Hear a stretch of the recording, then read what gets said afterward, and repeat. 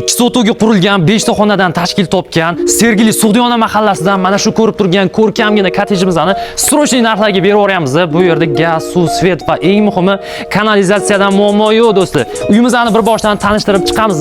Shundoq kirganimizda bizani keyingina 3 ta mashina sig'adigan hovlimizni kutib oladi, ya'ni darvozaxona. Undan tashqari bu yoq tarafda zeleniy zonalarimiz ham mavjud. Adashdim 3 ta mashina deb, balki 4 ta ham sig'ar ekan, chunki bitta qo'yasiz, 2 ta qo'yasiz, 3 ta, 4 bemalol sig'adi. Xo'p, ko'pchilik kottej so'raganlar bizdan so'raydi, ko'chalari qanaqa bir normalroq ko'cha bo'lsa, tupik bo'lib qolmasin deydi. Mana bizning ko'chalarimiz, atroflarni ko'rsatib o'tib ketamiz. Atroflar qaddi baland, chiroyli uchastkalar, qo'shnilar, kimnidir mana shunaqa odamlar bilan yashaysizlar mana. Xullas, uyimizni obzor qilamiz. Qani bismillah. Mana uyimizga kirganimizda mana shunaqa shinamgina koridorni ko'rishimiz mumkin.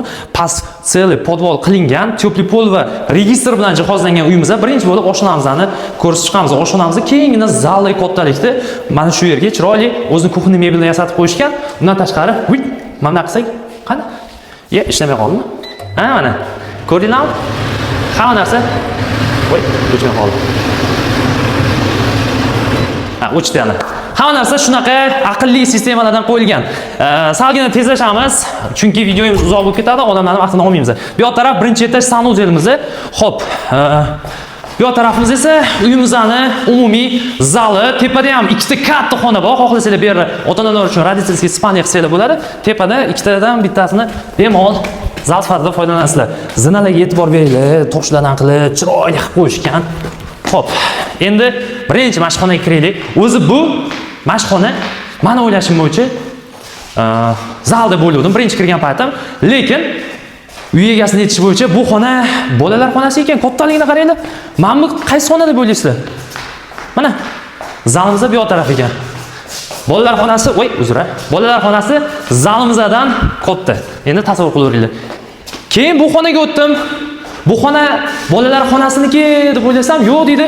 Bu qizlar xonasi deydi. Kattaligini qaranglar. Bitta like bosib qo'yamiz. Hammamizga shunaqa uydan nasib qilsin. Endi bu yoq taraf roditelskiy spalniya do'stlar. Ko'rishinglar mumkin kengligini.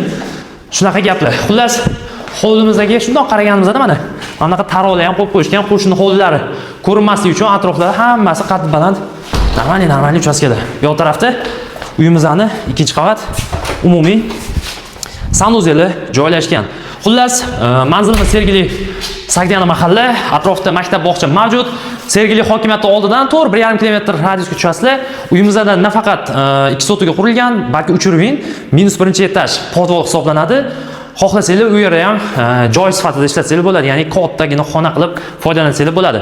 Kottejimizning narxi $155,000, tepasida naqd pulga yaxshigina savdosi bor.